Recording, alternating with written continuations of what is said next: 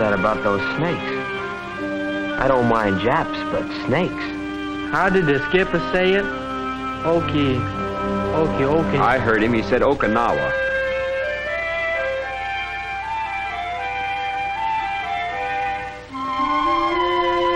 You know, they say this place looks like the country around Frisco. Yeah, but the people look like Japs. Frisco? They don't like it up in San Francisco when you call it Frisco. Spent my honeymoon up there. Drove up from L.A. Made it in 8 hours. 400 miles. 8 hours? What was holding you back? I used to make it from Buffalo to New York in 6 flat. That's 370 miles with hills.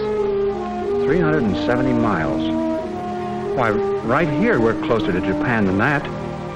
We're just 325 miles from their home office. 225 miles? You heard him. That's what the old man said. 325 miles. Boy, that's closer than Milwaukee to St. Louis. I always felt pretty safe in St. Louis.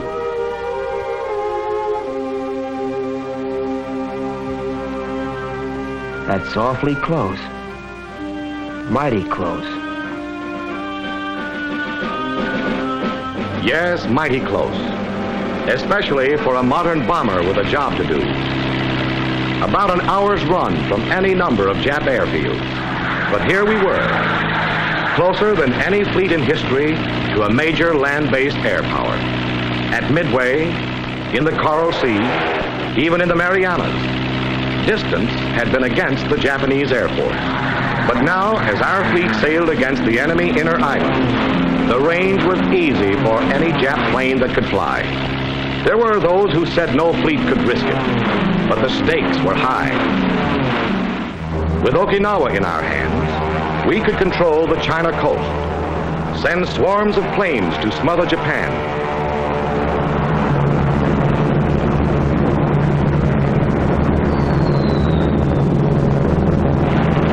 We were reaching for the throat of an empire. The risk must be taken. On the island of Okinawa, 5,000 miles from San Francisco, the earth shook from a fearful pounding by our ships and planes.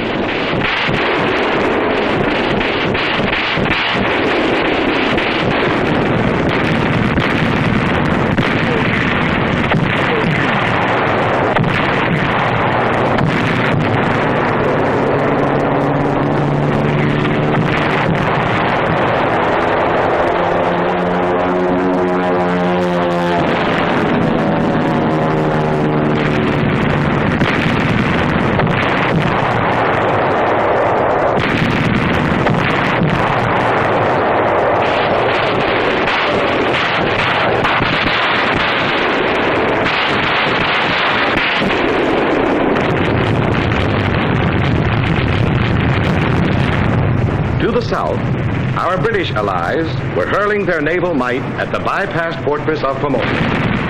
They were raking Sakashima with shell and bomb. England's greatest battleships and newest carriers were there, screening us on the south, paying off with pleasure an old debt to Nippon.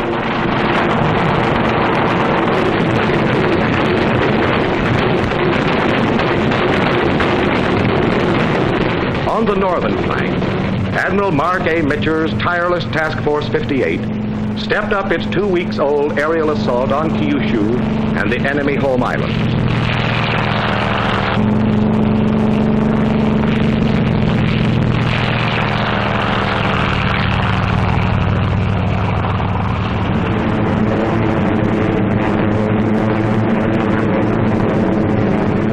It was the 4th of July in reverse, on Japanese shipping, harbors, airfields, factories.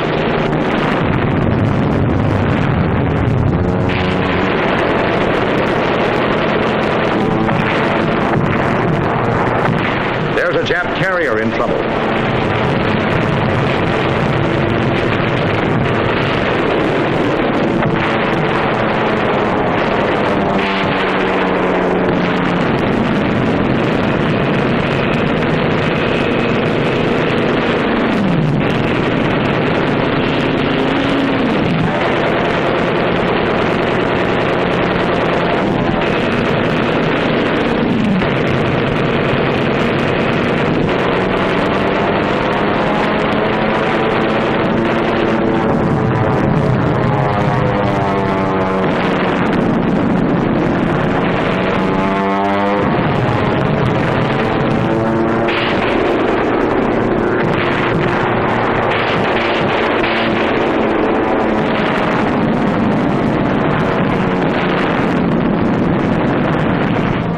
men of the Navy, 400,000 men, called it Love Day. Elsewhere in the world, it was Easter Sunday, 1945. At 8:30 that morning, the Marines and the Army went in.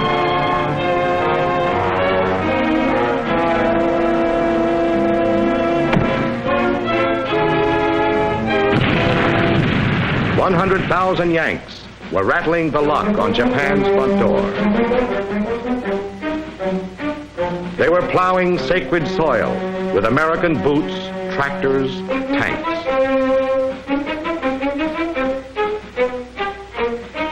The first 7 days were baffling, mysteriously quiet. Ashore, Army and Marines pushed steadily forward, looking for an enemy which had vanished.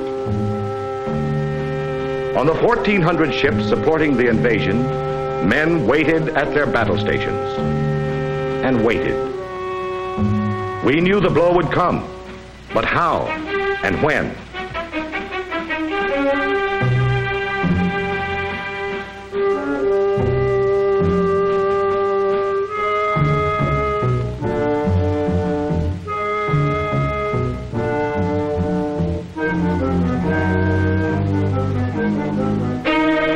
Then it struck.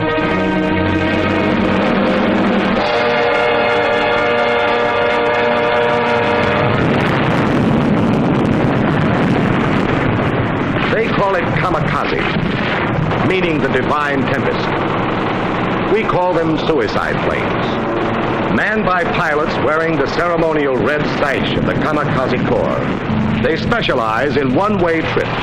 Their destination, the deck or hull of any American ship onto which plane, bombs, burning gasoline, and red-sashed pilot can crash.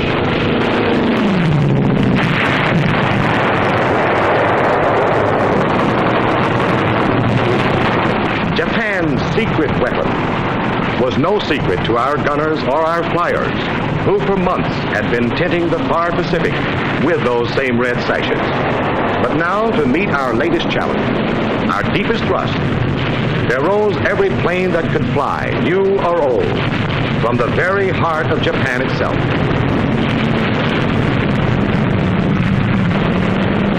"16-year-olds, still in aviation schools, were given their wings, a sash, and a mission. It was a maniacal, all-out effort to smash our sea power, isolate our troops on Okinawa. It was desperation. It was suicide. But it would be the pattern from now on to the very finish. A struggle between men who want to die and men who fight to live.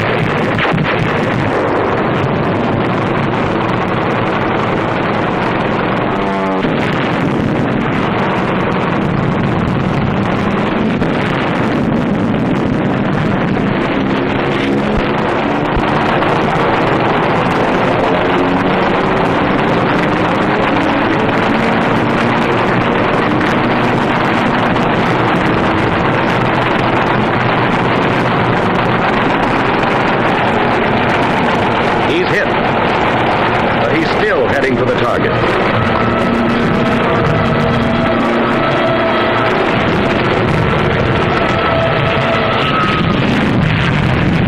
Missed.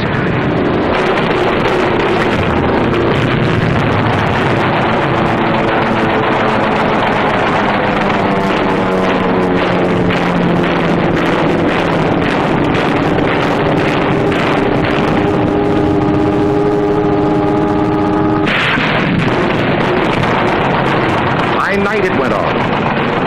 Hundreds of land-based planes streaked low over the sea at our carrier.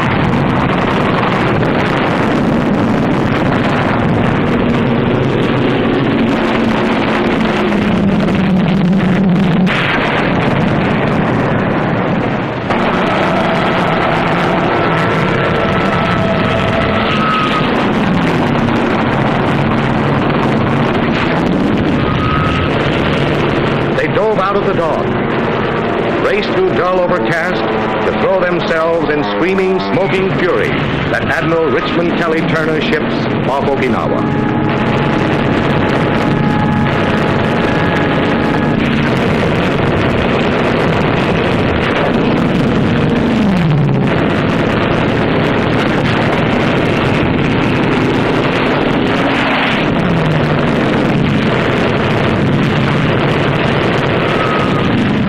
Again, the old battleships were there, and new ships of the line. And a rugged little man named Ernie Pyle. There was no retreat. This was the fleet that came to stay, that had to stay.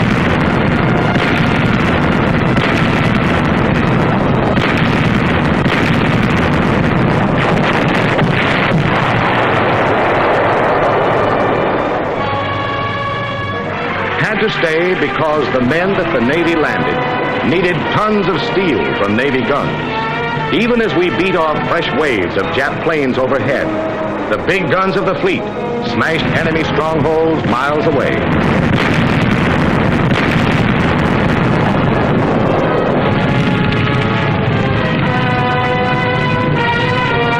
Had to stay because our men advancing through the rice paddies and over the steep ridges had to have close air support from the baby flat tops. In the air control room aboard the command ship, strike upon strike was ordered.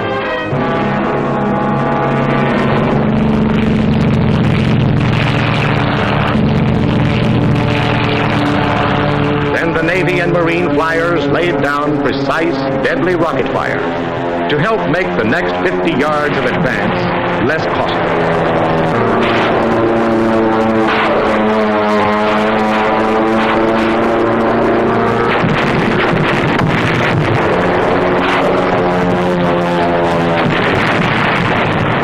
This was the fleet that had to stay because always the stream of supplies to those troops must be steady and huge.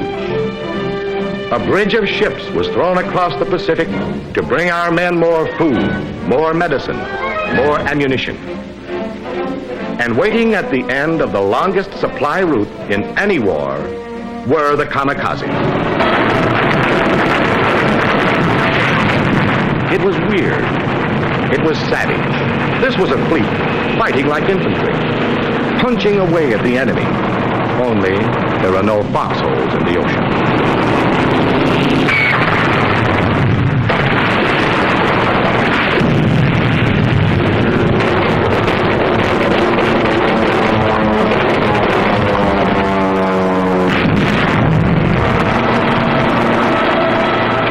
March 18th to the 21st, 556 Japanese planes destroyed.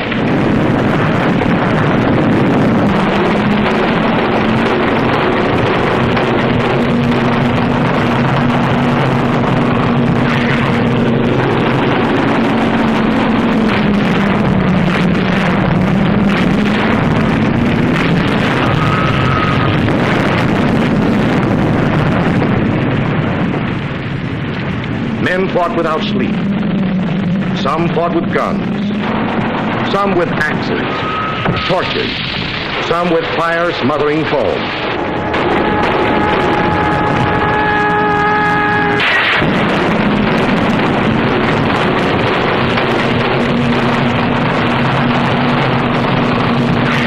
It was fix and fight at the same time.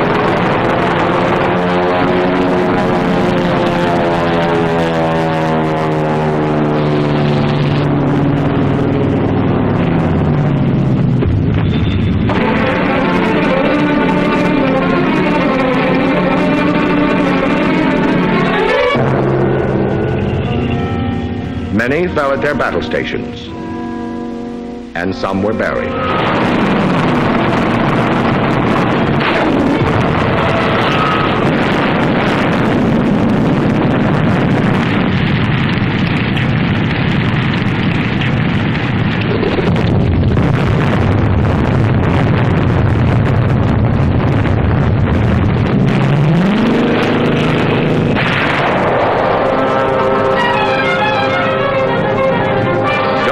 the ship became more than a schoolbook legend. It became a fact of life.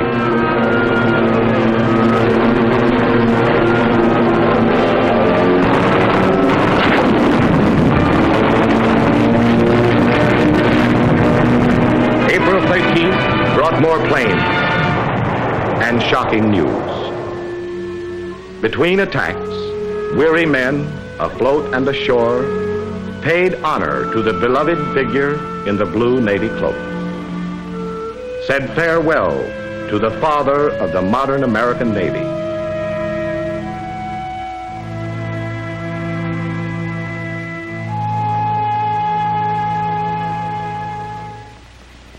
Then they turned and met the next assault. During 3 fabulous months, thousands of aircraft were hurled against our ships. But only 10% ever slipped through our air patrol. Yet the siege by air went on. The Japanese beast still spat zeros.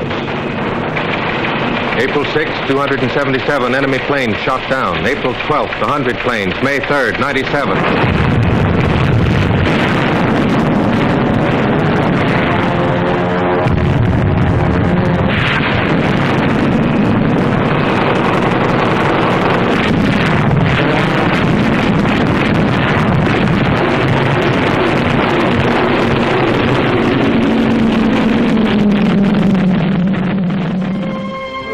In the early gray hours of the morning watch on May 9th, the great news came.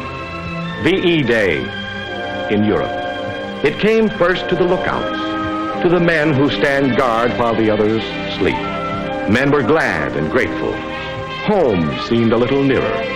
But for now, VE Day was simply the 1,247th day of our Pacific War.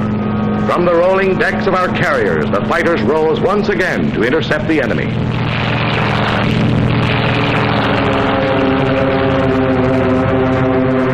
On the cruisers and destroyers and battleships, our heavy batteries once more leveled against the Jap studies of Okinawa. The barking 20s and 40s sent streams of fiery lead into the world's last alien sky. May 12th, 164 Jap aircraft down. June 3rd, 45. June 6th, 67. June 8th, 30.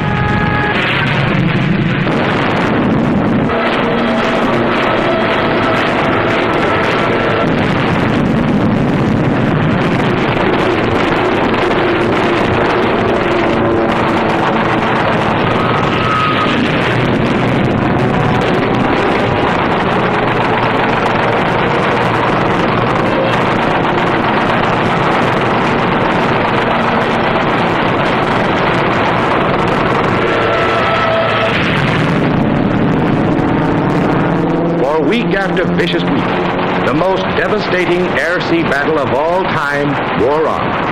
The Japanese paid with their Air Force, with their newest ships, 4,232 planes.